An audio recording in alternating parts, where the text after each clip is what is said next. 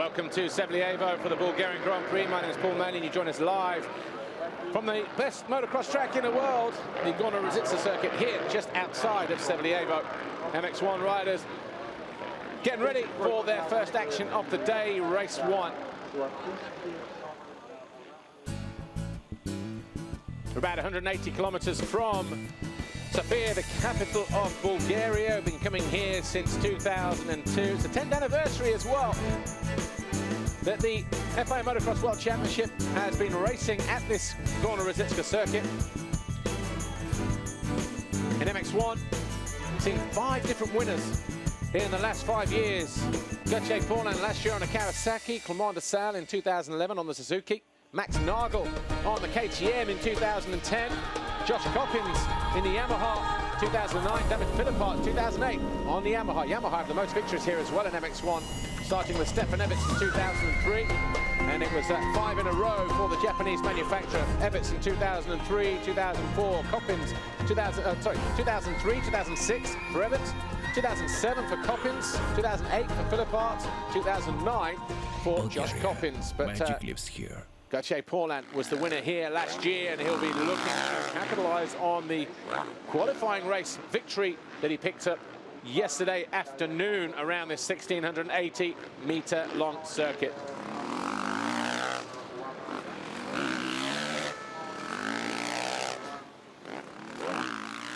Great conditions out on the circuit as well. Just the right amount of water put down after the qualifying races yesterday. We're going down to the grid. Here's Amy. Well, it's just starting to try and rain down here on the MX1 start line. The Sevlievo track celebrates its 10th Bulgarian GP, but somebody else who's reached a milestone in their career, Slavoj Bulg, 100 GPs, congratulations. Yeah, it's not easy. Yesterday I had some problem with my ankle that I twist in Qatar already. So I'm gonna try to ride today, and we see what's happened.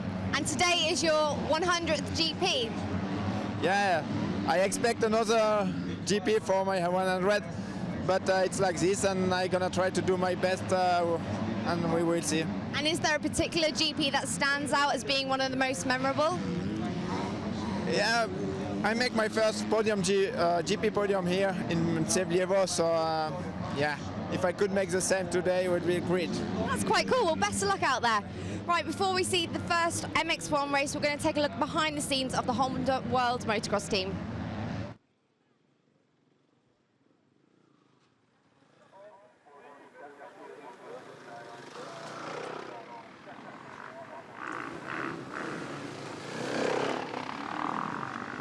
Well, the riders obviously enter the circuit now on the Monster Energy platform. They get greeted to the crowd right in front of the Skybox, the new addition to the 2013 FIA Motocross World Championships, where the riders congregate. It's the waiting zone area. But let's take a look behind the scenes at Honda.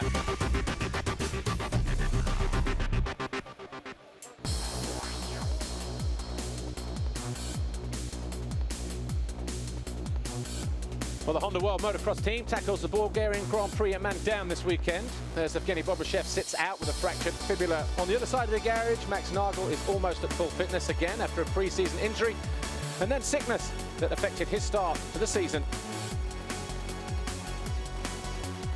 Starting into the season, everything worked out pretty good. Training, practicing, testing, really good. Both riders looking good. Then a small injury for Max going into it, so it put us on the back foot a little bit.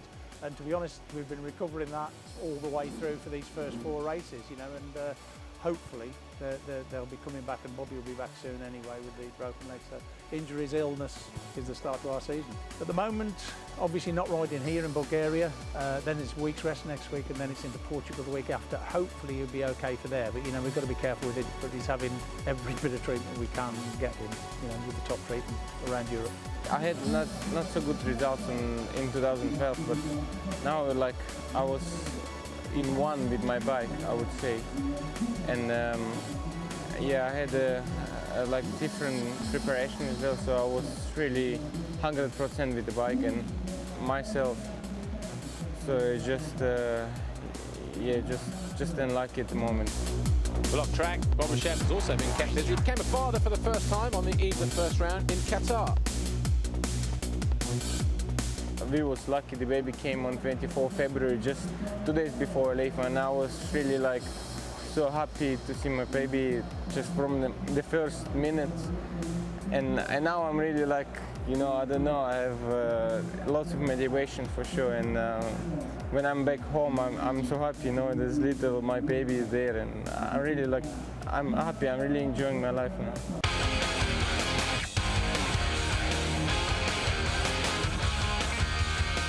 With Max, we believe he can be on the podium at the end of the year. You know, he can be in the top 3.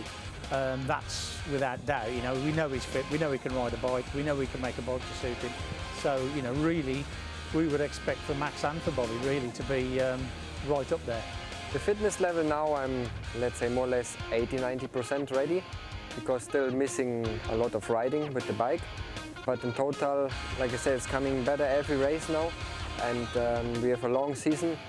So that's something what will help me end of the season when you normally get tired. So I feel a bit energy left, but for the moment I'm a little bit behind, yeah. But most importantly for Nagel, the transition into a new team and onto a new machine has been a seamless one despite the fitness issues he's faced. Feeling great. With the new team, new motivation, team working really good, really professional. The bike I like a lot, the handling so good, makes so much fun to ride. And with Honda it works everything pretty easy in the moment, so I'm really happy. So I have the confidence, and that also helps you to make good results. For the German rider, the aim is clear this weekend, to build on the result he scored in Trentino, where third place in the second moto gave him a timely boost. For this weekend, for Max, on the podium again, you know, that's where we've got to target, and he's got to be targeting. He likes this place actually, so you know that'll help him. So yeah, podiums is where we're targeting with both riders from now on. I like Bulgaria, it's a nice track. I mean, like you said, the most people like it because it's kind of natural tracks. It's not changed too much, like actually the last 5 years it's been like this, and there's some nice jumps here. The ground, the soil is really like nice, a lot of grip, and makes just a lot of fun to ride, especially with the hills here up and down. The whoop section is cool.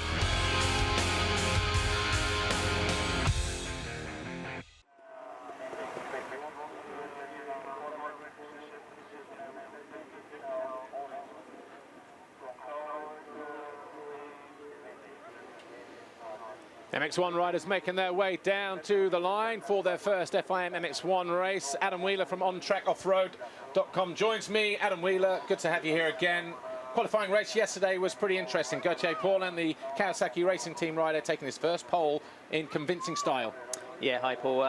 Fifth Grand Prix of the year. I think this is the one where Tony Cairoli's probably looked the most vulnerable, we could say, or another rider stepped up to his level. So it's going to be crucial. These you know, couple of, well, I was going to say 100 meters, but it's just thereabout. It's going to be the most important part of this race. And, you know, who's going to grab that whole shot? Who's going to be in the top 5 in the first lap? That's really going to decide, you know, our podium running for most of the moto. Well, we're just looking at the start list there. We just mentioned Gauthier Paulin taking his first pole of the season, but best qualifying positions of the season so far for Kevin Strybos in second, Tommy Searle third, Max Nagel in fourth, with our championship leader Tony Cairoli taking his, we call it his worst, but not his best, is, you know, with fifth on the Red Bull KTM, ahead of Jeremy Van Hoorbeek, Clement de Sal, Rui Gonçalves, Davide Ganeri and Ken de Dijker.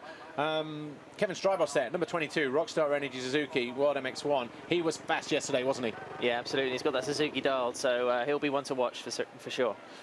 Monster Energy 15-second board is already hoisted up, and we wait for the 5-second board to turn. We've got a great crowd here this weekend in Bulgaria, probably the biggest I've seen in a long time at this venue. 5-second board goes up, race director Dave Nicol gets this race under starter's orders. The gate about to drop, and everybody goes through. Gauthier Paulin up the inside, but coming across the back. So Nagel, Honda World Motocross rider, just goes too wide, and up the inside is Gauthier Paulin, Tommy Searle and Kevin Strybos. Strybos jumping into second position. Nagel on the red Honda in fourth place now. So we've got two Kawasaki's and a Suzuki, with Tommy Searle trying to go around but gets squeezed to the outside by Strybos there. We're on board here with Nagel, though, already been passed by Clement de Sal, it looks like, as well, as they hit the top of the hill, and Tommy Searle just managing to stay out of harm's way there. David Philippot's getting a good start as well, number 19 in fourth place on the right-hand side on the Garibaldi Honda. But Gauthier Paulin doing what he did yesterday, Adam Wheeler. Yeah, absolutely. He's a shot off there, Paul. I mean, I was looking out for Tony Cairoli just there on the left of the picture coming down the hill. He was second into the first turn, but ran wide like Nagel. So, but Paulin, this is a little bit of a repeat of yesterday. He'll be just looking to set off and basically leave everybody else behind. So we just got to keep a lookout, see what Tommy Searle or somebody else can do to drag with him. 100 Grand Prix starts for Xavier Bourg on the Ice One Racing KTM, but buried down in the pack behind Jason Dugan on the Route 77 Energy Honda. Back in the front, though, it's 21, Gauthier Paulin. But it was Max Nagel with the Get the Thing a whole shot. And he's now there in 4th position. DeSalle behind him in 5th. Philippart 6th, Cairoli 7th. Then is that Matis Caro? I think it is in 8th place. Then De Dijker in 9th. So a good start for Matis Caro in this first MX1 race. He's going to be on our live show at 2:15 on MX Live TV, so make sure you join us there, and of course get some questions into him as well via Twitter. But Tony Cairoli not looking ready to push at the moment, Adam Wheeler from ontrackoffroad.com, and that was much the same yesterday, wasn't it? Probably fair to say not his favourite circuit, or the one where he's had the least success, I guess. Yeah, I mean, also the conditions a little bit different today, Paul. It was dry, it was kind of dusty yesterday. We've had some rain, light rain this morning. Also some watering last night, so I think he's just going to be trying to get through these first couple of laps before really starting to go. Another thing also important, he only did 2 laps in warm-up, so he really didn't like those soaking kind of wet, slippery conditions.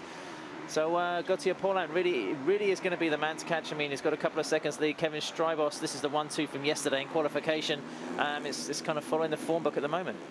Always ridden well here, hasn't he? I remember he won a Grand Prix here in MX2. He's won a race in MX2. He was the winner here in MX1 last year as DeSalle.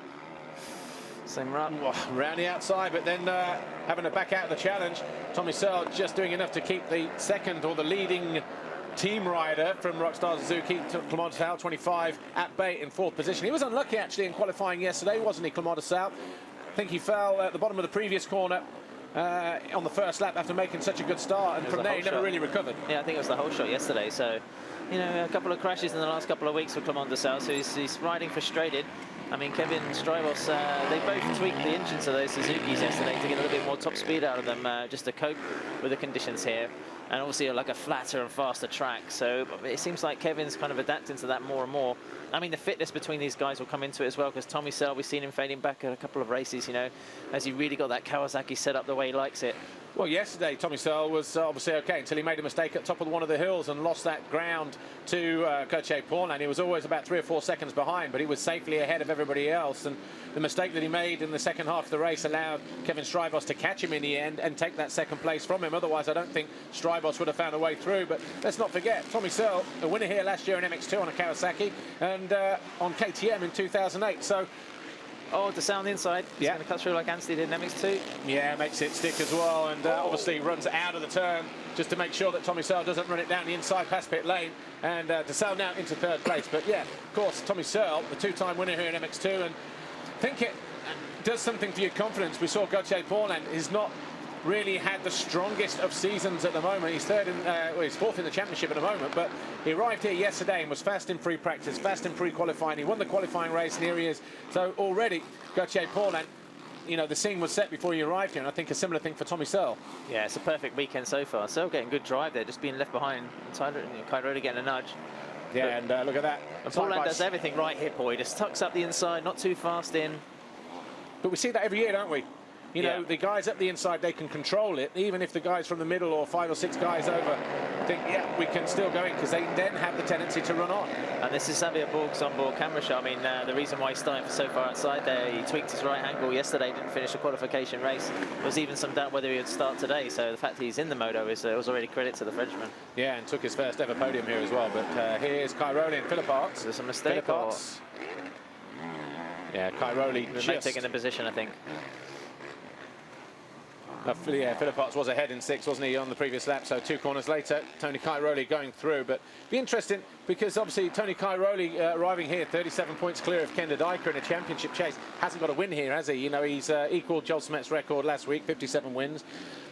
He knows he's going to break that anyway and become the 2nd all-time winningest rider, if you like. But this weekend, it's not about records and winning the Grand Prix, is it? It's about just getting enough points to keep that championship points at a decent level. I think it was 2 years ago he came in for the first GP, slightly injured as well, finished like 7th and 8th or something, and It was kind of like an understated beginning to his championship campaign. Everyone was like, oh, what's, you know, as Cairoli lost it. And then, of course, he went on the streak and won the World Championship. But, yeah, he hasn't had, like you say, Paul, not the best relationship with the Bulgarian track here. So it's, I don't know, at the moment he's being left. He's got sort of even like 9 seconds deficit to Gauthier Paulin already. So, you know, even just to get into the top 3, he's going to need like another 6 seconds. Yeah, his first and only victory came in 2007 in MX2 when he was on the Carly Yamaha. And perfect score that day, 1-1. But since then, Tommy Searle's twice won here, Muscan's won twice here, and Roxon's been a winner as well. But in MX1, it was Paulin, de Salle, Nagel. The last 3 years that, and Josh Coppins in 2009, the year that he moved to MX1, Tony Cairoli. So been a long time without a win here, 2007, going on 6 years. Yeah, in 2009, that Coppins victory, I think that might have been his last in MX1. This or Tuchenthal, perhaps, that same year. For Coppins? Yeah. Well, Max Nagel, Honda World Motocross rider, in red on the right-hand side, trying to find a way past Tommy Searle, the number 100 CLS Montrenish Pro Circuit Kawasaki rider. Tommy Searle in 4th place at the moment. Gauthier Paulin 2 seconds clear at the head of the field on the official Kawasaki, the Kawasaki factory racing team. Strybos Rockstar Energy Suzuki in 2nd place. De Salle, his teammate, in 3rd. This is the battle for 4th. Tommy Searle and on board with Nagel in 5th place on the red machine. Cairoli on the Red Bull KTM in 6th at the moment. 4 seconds behind these guys, Adam Wheeler, with Philip Arts, Garibaldi Honda 7th, Van Horbeek's factory Kawasaki 8th, Guarneri on the Marchetti KTM in 9th, and Mattis Caro having a great ride on the Steve Turner Racing KTM. Sean Simpson on the Ritchie Racing TM is in 11th place. Kenda Dyker is 12th. 13th is the Monster Energy Yamaha of Joe Roulance with Gonçalves 14th and Tano Leop 15th as de Salle gets it wrong down the inside of his teammate as he was pushing on for 2nd position. So a very, very lucky escape there from Clement de Salle, Adam Wheeler. And I'm sure we'll see a replay of that in just a moment to see exactly what he did. It looked like he'd just gone into the rut, maybe just a bit too heavy. Got pitched up and off the side. Yeah, Watch here this. we go. Yeah. It's cross-rutted there, lost traction. Yeah, off the side, all that hard work. Easy to ping a leg muscle or something there, one of those, Paul. It's, he's going to need another couple of laps now just to work his way back up to the rear wheel of Kevin, but... He actually said his fastest lap of the race there, 149.2. What, 1/100th of a second slower than Gauthier Paulin, who set the fastest lap of the race. So he's on the charge, de Salle. Obviously had his Weetabix this morning, I feel, because he needs to, doesn't he? He's got to get back on the pace of Tony Cairoli. I'm sure Eric Gabors would have said to him, if there's one place where you can take some points from the championship leader, Cairoli, it'll be this weekend. Get a good start, and the rest will take care of itself. But at the moment, de Salle down there in 3rd behind his teammate, Strybos.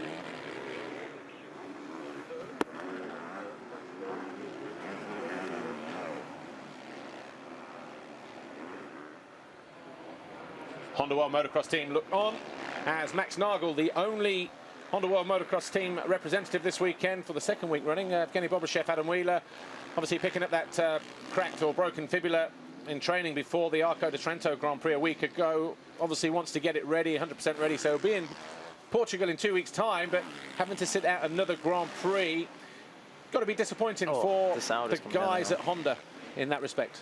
Yeah, I mean, just for that team to have 2 fit, healthy riders really going for the victory is a rare thing, you know, unfortunately. It's but Bobrishev's got 2 more weeks now. It's just again a shame a rider of his power and his potential just never really gets a clear run. You know, 4 or 5 Grand Prix without being fully fit is just he's in a little bit of a rut in terms of that kind of peak position at the moment.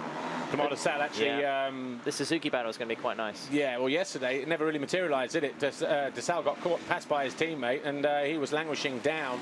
Was de Salle eventually coming home in 7th position, while his teammate Kevin Strybos there, 22, went on past everybody bar Gauthier Paulin to finish 2nd. So if the gauntlet was thrown down, it was thrown down yesterday, and de Salle at the moment looking like he's ready to pick it up. Yeah, I mean, I had a quick chat with him yesterday. He was frustrated that he couldn't get past. I think he was trying to pass Paulin for a long time yesterday. You know, Clement de Salle, and he couldn't manage it. So this is the big question now. Will he be able to make a move on Kevin Strybos? Because I think his lap times and his speed are dragging him right up. I think he's faster than the Belgian, but you know, whether he can actually make that move. You know, we saw him trying to do it a minute ago, making a mistake. and then pushing on is the big question here. But second position would be a big shot for his championship points after the last Grand Prix in Italy, which was, you know, not a disaster, but finishing lower half of the top 10. I think it was 7th or 8th position overall, was not ideal. Yeah, 6th and 5th in the 2 races for Strybos, and 5th overall in the Grand Prix. But just saw as well in the shot in the background, Tommy Searle looks to have stabilised that gap over Max Nagel in 4th position as they drop down the hill in a moment. And it's this has been a strange track for De Salle as well, Paul. I think he won here in 2010 on his first year in Suzuki, like you got on your list there. But last year, maybe 1st or 2nd in a moto, and then I think a crash. He was lucky to pick up a couple of points last year. So, you know, it's either or with Clement de Salle here. De Salle back to the inside. See if he can do what he couldn't do 2 laps ago. Loses the back end on the way in, though, and Strybos. Yeah, Strybos just managing to get those tyres hooked in and dug down, and managed to keep himself ahead of his teammate for what, another lap maybe? Looks like it's that's how it's going to pan out. But Gauthier Paulin, 2.7. I want Clement to pass him, get past him, Paul, because like, I mean, Gauthier Paulin's less than 3 seconds away, and the speed that De Salle's got, I mean, okay, he can close up to Strybos in sections. It doesn't look like there's much. Kevin's not exactly slow, but if he can get past him and start to eat into that lead, 23 minutes is still a long way to go, and Gauthier Paulin's got to be careful. He looked good yesterday. He's looking good at the moment, and I said to somebody yesterday as I was watching from pit lane, just alongside the start straight, that almost looked like he was just out on a training run yesterday. Yeah. Gauthier Paulin hitting everything absolutely perfect. There was no ragged riding that we've seen from him occasionally where he's having to push through, and that's another thing as well. He's made a good start here yesterday and today. Normally we see him having to work through the field. So I don't know what Kawasaki have done to that bike, whether they've done anything in the last week or so, got him some new parts or whatever, but certainly not struggling to get that Kawasaki off the line here. Well, I'm not being harsh, but it's about time. Yeah. I mean, you get to round 5, and you know the guy should be starting top 3 with the machinery he's got as well as the talent. So it's, you know, this is overdue in my opinion. But I mean, the gap's closing up there. I mean, it's visual now. I mean, we're facing a good little battle for the lead. But I mean, what you were saying yesterday, Gauthier Paulin is riding around this track like he's in a different gear. I mean, it's almost a little kind of Everett style. You know, he's just like nice and smooth and easy. You know, listen to the bike, you know, when it comes past one of the cameras, and you hear through the microphones it's not stretching, it's not pulling, it's not really straining at all. He's riding it well within himself. So, you know, if those Suzukis come up to his back wheel, would he be able to just stretch off? You know, let's wait and see. There's his teammate Jeremy Van Hoorbeek down in 8th place at the moment on the factory Kawasaki. Steady for him as well, but didn't have the best start of the championship, did he? 17th and 20th, 15th, 18th at the first couple of rounds. Didn't score in the second race in the Netherlands, but, you know, 7th and the 10th last week for Van Hoorbeek. That 9th overall, that was his best of the season so far. Not making excuses again. MX1 rookie doesn't cut it anymore, does it? You know, these guys, the 450s are easier to ride than the old 500 two-strokes, and probably the 450s of even a few years ago in terms of power delivery and that kind of thing. But in general, you know, Tommy Searle is probably about where he needs to be at the moment when you compare him to Jeremy Van Hoorbeek. Van Hoorbeek did have an injury at the start of the year, of course, but even still, you know, he would be expecting more of himself, wouldn't he? I think Kawasaki is just happy for him to be a good backup rider for Gauthier Paulin, but Van Hoorbeek will probably just be disappointed maybe in the way that he's riding or his championship position. I think he's got a bit of leeway, Paul. I mean, they'll give him some leniency in terms of results. I don't think there's expectation to go out and make podiums. Pretty much like the situation Tommy Searle's putting on himself, talking pre-season of making some podiums, and Tommy's got close, you know, he's really got the potential out of most of the MX1 rookies. Yeah, I just want to ask you a question here, Paul, because like Clement de Salle, he's not pushing on the back of Kevin Strybos, but he can obviously see Gauthier Paulin's there within touching distance. Is he going to try and pace himself a little bit and have a good look around and see, you know, where he might be able to make up some time? Or do you think he's still going full gas and he wants to make it up, but just Kevin is faster? What's your opinion? Well, I don't know. I mean, I'm just looking at the timing screen now. 2.6 seconds the gap between Paulin and Strybos last time around, and I reckon Strybos is in the ascendancy here. I think he's had a good lap this time around and probably got that gap sub 2 seconds. So if that's the case, then well, I don't know, it might still be about the same actually, just looking at it from that angle. Let's have a look. 1/10 of a second, nothing. So everything's consistent at the moment. You know, Gauthier Paulin, if he's riding easy at the front and feels he hasn't got a push, then that's one thing. But if Strybos is happy to sit there, or if he's on the limit like he was yesterday, then obviously we're not going to see that gap come down. We don't know about this guy here. We've seen him backwards and forwards onto the rear wheel of his teammate. Seen him get close and almost make a pass. But as you said, Adam Wheeler, he should really, Clement de Salle, it's not even a thinking about, oh, I'll save myself for the second race. Go for those points now. You're in 3rd place. You're in a perfect position to chase down your teammate, pass him, you know, get the upper hand in that side of the garage and then go after Gauthier Paulin, put Paulin under pressure, let the Frenchman make the mistakes, and hopefully, you know, you'll pick up the 25 points, because he was a winner here in 2011 with a second and a first, so he has the potential, and it's a circuit that DeSaille's won on before. He knows the circuit, he knows he can win here, and I think overall this Grand Prix could come down, you know, to those two, Gauthier Paulin and Clément DeSaille. We're just getting a picture of Ken de Dijk. I mean, this is unusual to see him, you know, down in 9th, 10th position, but maybe this was a little bit of the criticism of the last few years of his career coming up again, Paul. I mean, the last 2 Grand Prix, he's been fighting for victories. He's actually won moto, so, you know, just didn't get the start, and now just trying to pass Davide Guarneri, 2 KTMs here. Yeah, the Marchetti KTM of Guarneri doing a good job of holding off de Dijk at the moment in 9th, but de Dijk didn't look good yesterday in qualifying, did he? Again, worst qualifying position for him in 10th place, and didn't look like he was ever going to go forward. Especially when we saw how well he rode the hard pack of Trentino last week, Arco, that think, right, a double for him here, but, you know, hard and slick in a different way. No stones, it wasn't loose in that respect, it's just polished. Yeah, in Italy you had like a fine kind of top layer, didn't you? And then it was like really hard underneath. I mean, here it's just, you can see it's slick in places, but then Jeffrey Hurlings yesterday in the press conference said there's grip everywhere. So, you know, and Kevin Strybos also said that he was choosing inside and outside to pass riders. So if you were going to ride a circuit in any kind of condition anywhere in the world, this actually today looks like you couldn't get this track in any better condition, actually. You know, it looks muddy from the top, but it's nice and sticky. There's a lot of grip there, and you know, I think the riders will be enjoying riding it today more so than yesterday. I think it's really splitting, you know, the paddock. I think some riders like it, and some riders probably like Tony Cairoli in 6th position, and certainly Sean Simpson down in 12th. I was speaking with him this morning, they hate it.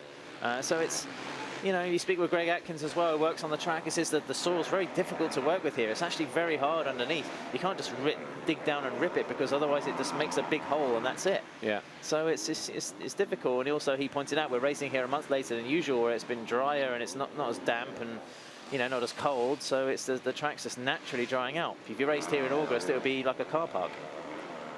Ken de Dijk at number 9, switching to the inside, and finds a way through on Davide Guarneri at the bottom of the hill. So de Dijk moving up into 9th place, now looks to go after Jeremy Van Hoorbeek, who's about 6 seconds further up the track. To give you a quick rundown of the top 20 in the race at the moment, Gauthier Paulin 2.5 seconds clear of Kevin Strybos. DeSalle is 3rd, Tommy Searle 4th, Max Nagel 5th, Cairoli down in 6th, Philippart 7th, Van Hoorbeek 8th, Guarneri 9th, and de Dijk is 10th. Joel Roulance is 11th on the Monster Energy Yamaha, ahead of Sean Simpson on the TM. Xavier Borg in his 100th Grand Prix start in 13th place, ahead of Matis Caro, STR KTM, Tenel Leoc, Jonathan Barragan, Jason Dugan, Rui Gonçalves, August Just, and Lauri Lettler. And just 20 riders in the Grand Prix this weekend, Adam. Yeah, points for everybody. I guess the European Motocross of the Nations not helping so much. You know, they would put a few more riders on the gate. That's taking place in Italy same weekend. Also, it's just quite a. It's not a flyaway, is it? I mean, it's in Europe, but it's still a long trip for a lot of teams based out in Western Europe. So 16.5 minutes plus 2 to go. Gauthier Paulin now has a 3.1 second advantage over Kevin Strybos and Clément DeSalle on the Rockstar Energy Suzukis. Question is, which way is it going to go? Will it be Strybos hanging on for second, his best result of the season, or will DeSalle get himself in a position where he can challenge for the overall Grand Prix victory by stealing that second place in this first race? But it's Paulin, Strybos, DeSalle, Tommy Searle 4th, Max Nagel 5th. Defending champion, Tony Cairoli, down in 6th at this stage of the race.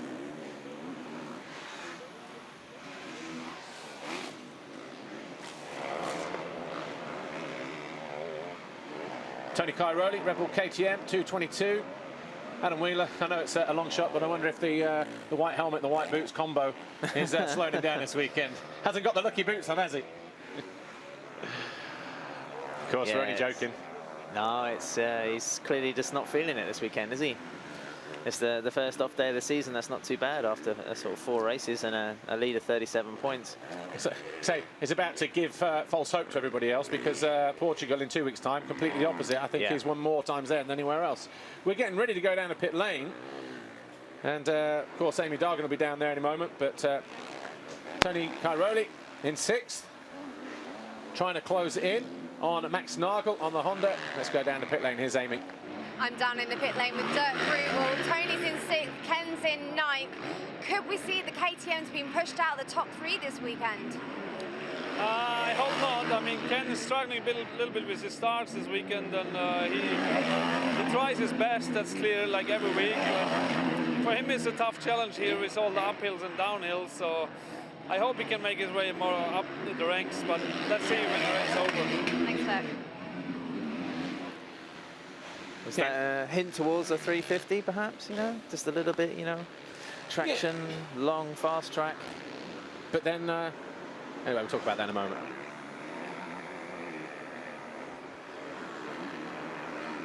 Tony Cairoli still hanging on in 6th position as he goes after Max Nagel in that battle for 5th place. You just heard from Dirk Grubel a moment ago, the technical guy, I guess we could say, at KTM. But Coordinator, Paul. Coordinator.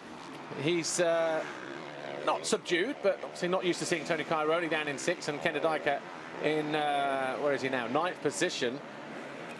Tony Cairoli on a 350, of course, might be at a slight disadvantage against the 450s, but then we look at Jeffrey Hurling's, the kind of lap times he was turning in MX2. Is that really an argument anymore? It's, I think Tony himself has dismissed the 350, saying it's, you know, the notion of the 350 having anything, you know, going at a loss against the 450s, it's, there's hardly anything in it. 13.5 minutes to go. Normally, about this stage of the race, Tony Cairoli is thinking about pulling the pin and going after the leader, who in this case is Gauthier Paulin, but Tony Cairoli at the moment 20 seconds down, so already making it clear that not really bothered about challenging for the race win in Moto number 1, and therefore maybe even a possible overall Grand Prix victory. But as long as he's on the box, I guess, 1st, 2nd or 3rd, he'll be happy with that, because that keeps his championship going, doesn't it? Yeah, that's a consistency. I mean, he's really got to be looking towards the back of Max Nagel here, and just in front of him on the Kawasaki is Tommy Searle. So best case scenario here for Tony Cairoli is, you know, maybe 4th position. Somebody could crash, he could pick up 3rd, but it's already quite a big gap. You saw Clement Dessau on the left there going through. Dessau hasn't made any progress to the back of Kevin Strybos. Actually, there's now 4 seconds between those two. So, you know, the front guy is just starting to split out. Here's the main sort of main action point of the race. Former teammates. Yes, for quite a few years actually, wasn't it? Yeah. 3 years at least. Well, certainly since 2010, but 3 seasons. Sure, they won't be too worried about that, although maybe Max Nagel will think that, yeah, if I get a victory here over my former teammate, Tony Cairoli, feather in the cap and all of that. Yeah. And former town mates, can you say such a thing? They both lived in Lommel, didn't they? Everybody lives in Lommel. Show me a rider that doesn't. No, answer's not on a postcard, please. Borg's down. So Xavier Borg then, our onboard camera, dropping positions. Oh, it's a nasty place to crash, you know. Yeah, at the top of the hill. Out of the final corner, and already clobbered his ankle yesterday as he twisted off in a corner, but will he be pulling out now? I wonder if we have a different angle of that, because it might be that, I don't think he would have cased it and gone over the handlebars. I think it was more a case of coming out and losing traction and then maybe just flopping down in between the two, but yeah, like you say, it's pretty high speed down there normally. Tony Cairoli, though, closer than he has been all race to number 12, Max Nagel, as he goes after the German for 5th place. And then it's another 3 seconds to Tommy Searle in 4th on the number 100 green Kawasaki, the CLS Monster Energy Kawasaki rider in the opposite direction. On board here, oh yeah, off the side of the bike already, look. Oh, it's chasing it. So already out of the corner, as we suspected, just the back end maybe getting away from him and just thought, right, that's it. Yeah. Good traction, see? Yeah, put the brakes on, there you go. Electric start on the KTMs as well, so no handlebar damage done there on the left side, it doesn't look like. Yeah, the evolution of Kimi Räikkönen's Ice One team there, Paul, it's been good. I mean, they're a real sort of professional setup. You go into the paddock, you know, they've got everything in the right place. They want the best equipment from KTM, and Dirk Grubel was actually telling me yesterday that, you know, they look to get the best material straight from the factory. You know, that's it's not quite a, you know, an open wallet policy, but it's definitely like wanting to give the best equipment possible to Xavier Borg and Rui Gonçalves. And it's good to see as well, any new team in the paddock, but we've seen the gradual growth, haven't we, of Ice One Racing. Initially it was for the Finnish riders, Scandinavian riders, and then of course last year that changed slightly with Dean Ferris and Santu Tiainen. This year, you know, they've pretty much said, right, let's just go for the winners, the guys that we can get in good positions, and you know, that evolvement of that team. Yeah, good to see, good to have him on board, and you know, just they need a few results now just to capitalise on that, because Rui Gonçalves down in 17th, just behind his teammate who we just saw crash there, Xavier Borg. Rui Gonçalves didn't have a great ride last week, did he, in Italy? Do we know why? Not too sure about that. Must have been a moment there. between Cairoli. Oh, look how wet it was on the outside, just drifting offline at the top of the hill. Tony Cairoli in just a big mud swamp there as Laurie Lettler just moves out of the way. I think Cairoli's riding a little bit, you know, he seems a bit frustrated, boys, just trying to find a place where he could get alongside Max, and he's not succeeding. Just wondering how much of a race line there is in some areas, not because the ground is really heavy, because we know that it's not, but it's just how greasy it is as he goes to the inside. And just like that, flicks the switch and goes. And there's Tommy Searle on the way up the hill as well. Takes a look over his shoulder, makes sure that Nagel's not finding a way back through. And Tony Cairoli pulls him a big whip, shows him a rear wheel. Or mud splat in the goggle, you know. Kupovic tailpipe. And now goes after Tommy Searle at the bottom of the hill. So on board with Nagel as he drops down to 6th place. Big rut there. Yeah. That's where the Searle got it. You know, it's getting gnarly each a lot of steps in that rut as well, where they're on the gas and just trying to get on the gas in different places, but already closed right in on Tommy Searle. So Searle, who was maybe just comfortable sitting there in Borg again in 4th position. No, this is the pass. Down here to the right, Tony Cairoli drops it in on the gas. It looks shiny and therefore greasy, but it's not. There's just the perfect amount of traction on there. Probably the best condition I've seen actually around here for a while. It's the move again. Max didn't really, kind of left the door open a bit there, didn't he? He didn't come across quick enough. Yeah, he probably wasn't expecting the move down there. That's why, you know, Max went for the outside to the safety of the berm, and Tony Cairoli thought, right, I'm down the inside. You know, if I have to use you as traction, fine. And if I go down, then fine. But, you know, give me credit for trying at least. Well, he's got 8 minutes and 2 laps, so you're going to have to say, just going on the way he's actually riding now, Tommy Searle's going to be the next victim. It was interesting talking to people in Arco de Trento a couple of weeks ago, where Tommy Searle had a 5th and a 6th. Actually saying that that's probably where Tommy Searle is at the moment in terms of riding at this early stage of his MX1 career. You know, yeah, of course he'd like to try and get on the podium, push a podium, but he knows that's probably going to come in the second half of the season. But yeah, 5th, 6th, 4th, 5th, 6th is where it's at for him at the moment, and he'll probably agree, won't he? Yeah, and I think his confidence took a little bit of a dent in Valkenswaard, where I think he finished 9th overall or something like that. So, you know, it was a little bit of a back to normal, you know, in Italy last week. It's only 7 days ago, and now again, like another top 5 result. Don't expect too much too soon, I think is the message really to Tommy. I mean, he's doing really well. But look at the gap Cairoli's pulled back on Tommy Searle in just the space of a lap. But that goes from, you know, years now as he goes down the inside. Tommy Searle knows he's there, going to come across, make himself very wide on the Kawasaki. Goes too wide, perhaps. Searle just running out of track there. Knows he's got the distance. Extra speed. Just a matter of time, though, before Tony Cairoli finds a way through. Big jump through there. I've seen that a couple of times today from different riders. Just trying to get the revs up a little bit more. Tony Cairoli applying the pressure on Tommy Searle. Searle definitely knows he's there. Just, you know, Cairoli looking for different lines, Paul. He's actually, you know, just seems to be growing in stature and a bit more speed and confidence as this race goes on. But credit due where credit's due, you know. Tommy Searle, good starts as we've seen in MX2 anyway, and he knows the deal, doesn't he? He knows how to play the game. Get a good start, hang it out there for 15-20 minutes, get yourself established with those guys, and make everybody else do the hard work like Cairoli's having to do now and play catch-up. Nagel, can't see him now being a threat to Tommy, about 4 or 5 seconds off the pace, almost the whole length of that wave section at the top of the hill. I'm convinced that Tommy's got a Grand Prix coming to him, very much like Gautier Paulin's had this weekend, you know, where he's going to be top, or if not fastest, in every session, maybe take a pole position, and that's going to be like the spur that he'll need to go on and just make a gap. Repeat move coming on here.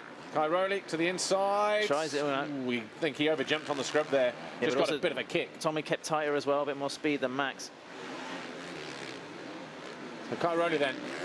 Another lap behind Tommy Searle. Gautier Paulin 6 seconds clear of Kevin Strybos, who still holds that second place from his teammate by about 3 seconds, actually. So pretty comfortable for Kevin Strybos. You could say not surprised. Going to switch to the inside here, Paul. Yeah. Just jumping short. Almost got it last time around. He's going to not make the same mistake this time around. Oh, now it's a drag race. No, Cairoli moves across. But Cairoli will go to the outside and jump the tabletop this time. Tommy Searle might jump a little bit short. No, gets the power down, but he knows Cairoli's faster and stronger than him at the moment, but, you know, it doesn't mean to say that he's not going to put up a fight. As we say, that's probably about where he's at the moment in his MX1 career. I think that's what everyone wants to see, isn't it? You know, if Tony Cairoli passes you, okay, he's quick, he's going to go, but just try and hang with him, you know, give him a battle back. See it again. Cairoli to the inside, Tommy Searle to the outside. Repeat move as we saw on the previous lap, but this time Cairoli managed to get on the gas, keep it in. It was a bit closer as well as he landed off the jump, which helped. Then he just...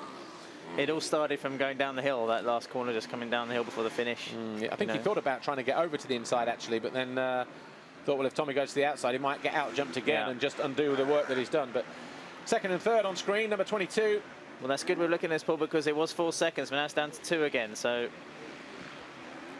Well, I was about to say, we weren't surprised when we went back to that battle of Cairoli and Tommy Searle that we see Strybos there as the lead Suzuki in second position, but De Salle, yeah, it's strange to see, isn't it? The body language from him not going after Gauthier Paulin when he was only 2 seconds behind him. He's now 8 seconds down, so he's not going to close in on Gauthier Paulin, but you know, maybe he's just more concerned about the battle for his teammate. We're down the pit lane. I'm down in the pit lane with Roy Matheson. Kevin came in after pre-qualifying saying that you made some changes on the bike settings this weekend. It seems to be making all the difference.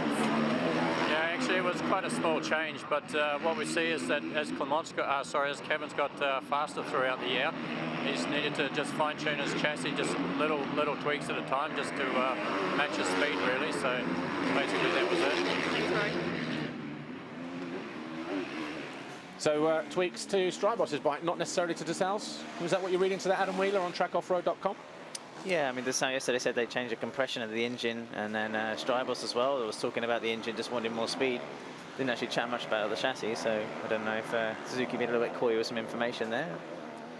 But, you know, it's De Salle and Strybos, I'm just trying to work out whether Kevin, you know, he's got the fitness, of course. He proved that last year, and very much 2012 was a comeback season for him, wasn't it? After like 3 or 4 years plagued by injury. And he's still got something to offer. I mean, he's only 27, 28 years old. Yeah, Grand Prix winner as well, if you remember last year. First time in 5 years.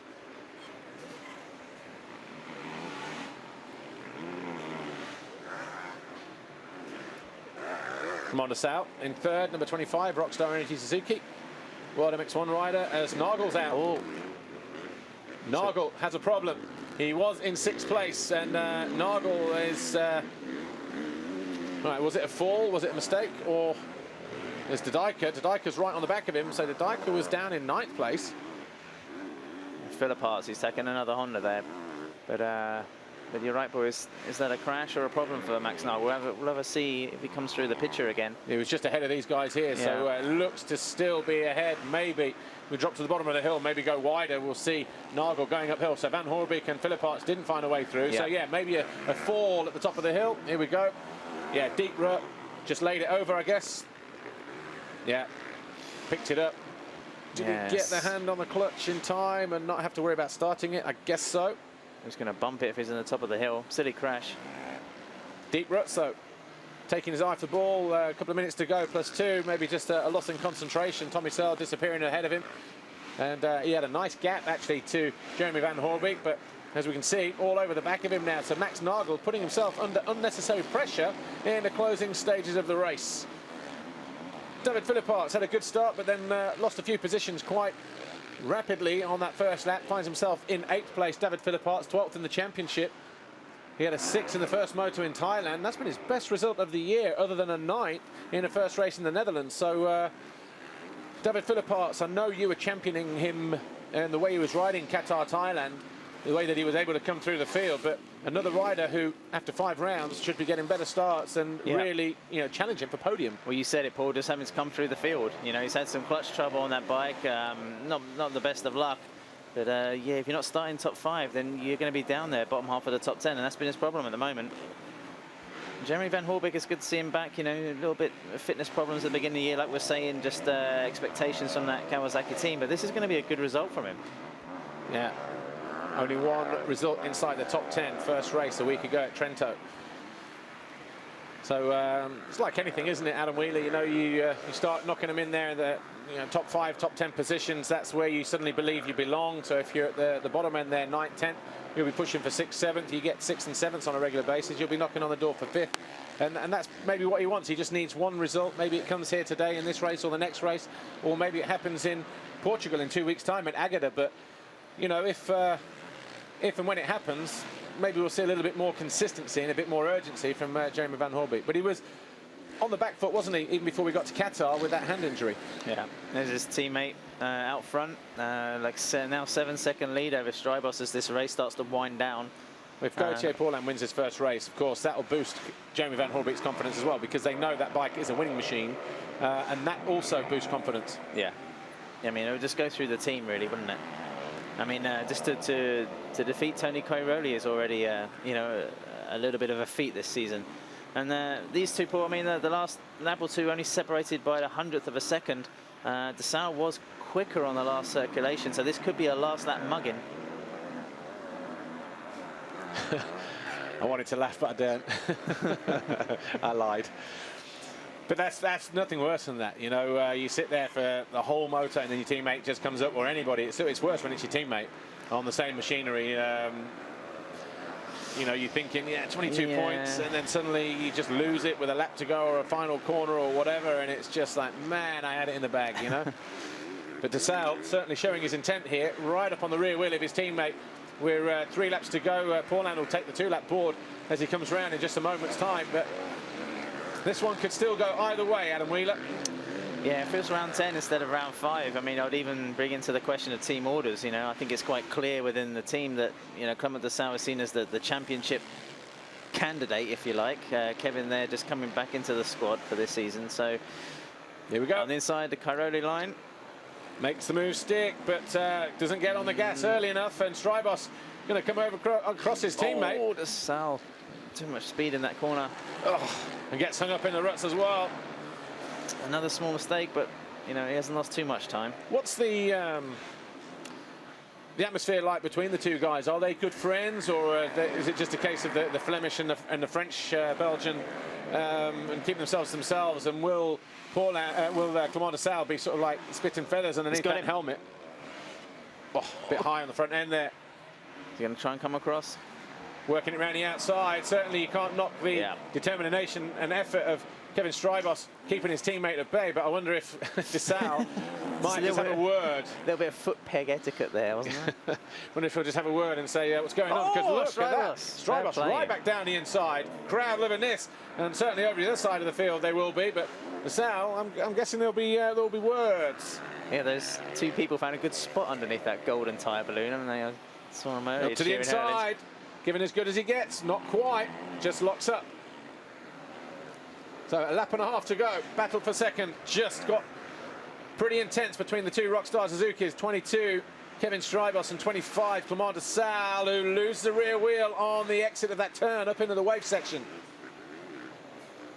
Haven't really seen anyone else trying that pass on the inside like Cairoli did earlier, Paul. You know, Kevin's 20, I'm pretty sure he's 28, you know, Dessau 23, I think, next month. Yep. So it's, you know, you're not really a pretender against an older man, but it's, you know, if you've got like a little bit more energy or push, then I'd say Clement's got to have your money for this race. Final lap, a bit of a showdown here between the two Suzukis. Dessau going to the outside this time. Gets the drive, he's lured his teammate into a false sense of security, but Strybos was nice and clean out of the rut where Dessau wasn't a lap ago. Dessau just getting pitched there, just on the inside turn. Gets the distance over the tabletop. He's closer he was a lap ago at this point on the racetrack. Down into the bottom left-hander before the long uphill drag, the first of many around this Sevlievo circuit. And look at that, getting the power down, switches to the inside. Is he going to launch it up the inside of his teammate at the top of the hill? He thinks about it, goes short. So too does Strybos. It's going to be on a drop down, Paul. One of these drop downs. And the next one. He had good momentum at the bottom of the hills and round the corner, didn't he, this time, and on the next corner, but Strybos muscled his way back through into second position. Talk about commitment. Here we go. Is he going to try? Oh, just a little bit of hesitation into the rut there. Just trying to work out now where he can... There's not many more options, are there? Not really. Last corner, I think. And he made a mistake there, coming out of that right-hander at the bottom. Didn't need to lose that kind of ground. There's nowhere at the end of the wave section unless Strybos makes a mistake through here now. This is worth 2 points. You know, is Clement Dessau really going to push and make an aggressive move? Especially with Tony Cairoli behind him, you know, he needs all the points he can get, as does Gauthier Paulin, who's looking at picking up 25 big ones at the moment, the guy who sits in fourth in the championship. Kevin's got this. He's got it. He's been hard on the gas. There's a back marker right in front there. This could be interesting. Who's that on the Kawasaki? Oh, there's Paulin. He's hardly a back marker. Not really. It's all right, we can edit that quote later. Yeah, put in the highlights. So coming out of the final turn then, Gauthier Paulin, he was sensational yesterday in qualification and launches downhill for the final time. And just like last year, Gauthier Paulin wins the race here. This time it's race 1. Gauthier Paulin takes the checkered flag and Strybos hangs on for second. De Salle has to settle for third place. He'll be having words with himself, I think, after the race when he gets back. Thumbs up to his teammate. Yeah, briefly. Yeah. Like you're saying, Paul, I mean, they're not really friends. But look at him, frustrated. You know, yeah, they're not really friends, but, you know, they're cordial. So it's... yeah, Paulin signaling to the crowd. Good crowd here this weekend, actually, in Bulgaria. Biggest I've seen in a while. Yeah, it was a bit worrying after yesterday. It wasn't too many people around, but I guess the Bulgarians just don't fancy qualifiers and practice. It's, you know, they've turned out, even with the weather forecast, not so great for race day. Well, last year, Gauthier Paulin second in race 1, a winner in race 2 to win the overall Grand Prix. This time around, he wins the first moto. Can he do it again in race 2 on that display? Adam Wheeler be a brave man to bet against him, especially as he's got gate number 1 pick up the inside, plenty of room to manoeuvre as well, and didn't really see the threat from anybody else, not even the Suzukis. Yeah, he's just got he can lose it himself, can't he? That's it, really. But I mean, he's proved there he didn't have any challenger for the better part of 36, 37 minutes, so, you know, just ran the race by himself. Just looking down the order, Cairoli made it up to 4th. Yeah, just found a way past Tommy Searle then in the closing stages of the race. So at the moment then, Paulin, Strybos, De Salle, the top 3, with Cairoli, Searle, Nagel, Van Hoorbeek, Nagel making a mistake and being caught but not passed by Van Hoorbeek, Philipparts, De Dijker and Guarneri. I think Nagel was the Get Athena whole shot winner. And here he is, Matt, picking up his check. This week's whole shot award winner. Here is your check.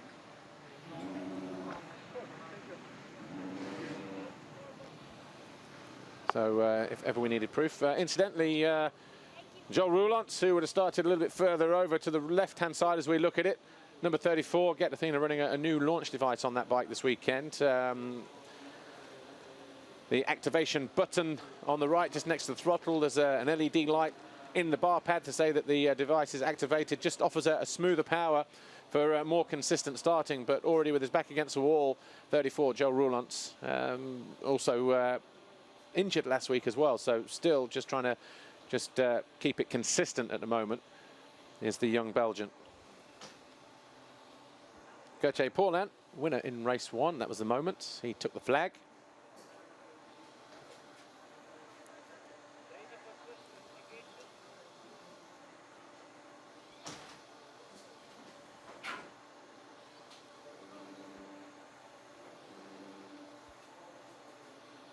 Battle for second place, Strybos and De Salle, of course, going the way of number 22. Strybos, good action there, nice whip. Gauthier Paulin wins race 1 from Kevin Strybos, Clément De Salle, Tony Cairoli, Tommy Searle, Max Nagel, Jeremy Van Hoorbeek and David Philipparts. 9th was Ken De Dijker, 10th David Guarneri.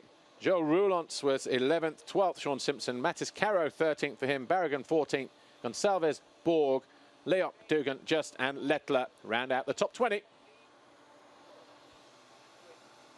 Gauthier, you really have found the speed this weekend. Have you made any changes to the bike, or is it just a case of liking the track here? Since the first GP, even before, we were testing a lot for start, and I was practicing a lot and couldn't make it happen to start up front. And now the speed was good, even last week. But yeah, finally I start up front, and if I get a good start, I know that I can win. And it's what I did first time GP5, it was time, and now I'm looking forward for second moto. But yes, I feel good on the back. I really want to thank all my sponsors and people who are behind me. I'm working hard and it starts to pay, so I'm pretty happy. Great job out there. GP5, about time he got his finger out. So Gauthier Paulin, own words, not mine. Didn't make the whole shot, that went to Max Nagel, but didn't take long to get to the front. In fact, on the way out of turn 1. From there, he was never headed. A nice, comfortable ride, a good victory as well for the tall French rider, former World BMX champion and European Motocross champion as well. Second in the race, Kevin Strybos, Rockstar Energy Suzuki. Kevin's second top 3 finish in the race of the year so far. Are you going to be able to follow it up with an overall this weekend? I'm not sure, you know. I'm just happy that I was second in the first race, and everything went well. I was second in the start, and in the end, you know, I got a little bit arm pump because my teammate was pushing really hard in the end. So, yeah, he catched me, and I catched him back. So there was a good fight in the end. So I'm really happy with how things are going, you know, and especially when I thank the team and everybody, you know, my girlfriend. So thank you very much. Thanks, Kevin. Good ride from Kevin Strybos there, but are we surprised? Maybe, based on what he's had already this year, but he arrived at the races yesterday, he certainly arrived today, and the Rockstar Energy Suzuki rider edging out his teammate for second in race 1. Of course, Clement de Sal was third, making it Suzuki's second and third, and 3 Japanese bikes on the podium in terms of the race result in this first MX1 race. Clement de Sal is down by the podium, waiting to speak to Amy. Clement, it looks like it's going to be a good opportunity for you to take back some championship points this weekend. How was it out there in that first race? Yeah, my start was not so bad, but then the first corner is really tight. I could manage to be in top 6-5, so it was good. And then I come back turn. I tried to, it was my teammate in front. It was a good race for the team, but I could not find easy to pass him. And yeah, the 2 last lap, it was fight really close, and then after he passed me back where I didn't know that he would come there, so finally it's a good result, and I would like to send a big kiss to my dog and my girlfriend in Belgium. Thanks, Clement. Good sportsmanship then between the 2 Suzukis. Many moments like that during a race. That was early on as de Sal first got close to his teammate, but despite his numerous efforts, Clement de Sal wasn't able to make the pass stick, and in the end it was Strybos who was second. Clement de Sal had to settle for third place. No animosity between them, good friends then, good teammates. No words will be had by all. He'll just get his head down and concentrate. Either way you look at it, it's a good result for Suzuki with 2 guys on a podium, and no orange in the first race. Tony Cairoli, for him, in 4th place. It was a good ride for him, though, Tony Cairoli, but left it a little bit late just to close in, but he did find a way past Tommy Searle in the closing stages. That's the first time out the top 3 for Tony Cairoli in this year's championship. Here's how it went down in race 1. Gauthier Paulin got up the inside, but it was Max Nagel 12 with the Get Athena hole shot. Drifted too wide. Paulin was through into the lead. The Suzuki's followed through with Strybos and de Sal. Tommy Searle being dropped to 4th at that stage of the race. Marchetti Racing KTM rider 39 Graneri felt the full force of Ken de Dijk at number 9 as he moved up into the top 10, into 9th place.